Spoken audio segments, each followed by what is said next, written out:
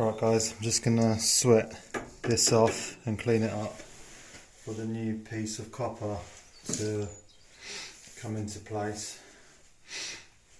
What you want to do is you want to heat the area up and then you'll see the solder melt. When it melts, you want to get your pair of grips and you just want to wiggle that off completely and then use your wire wool just to clean off any excess solder and clean it up nice, and then you should be able to put a 15mm coupling on.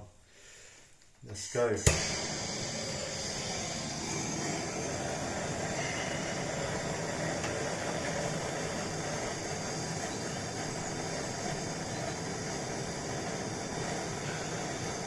know if you can see that, but there you go. Just come off.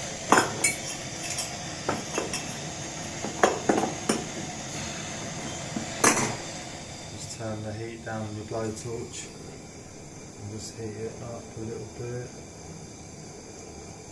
and then you can get your wire wool, just clean it off,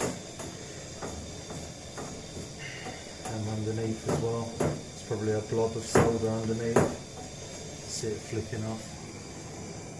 Just give it a good clean, just being careful with these plastic pipes.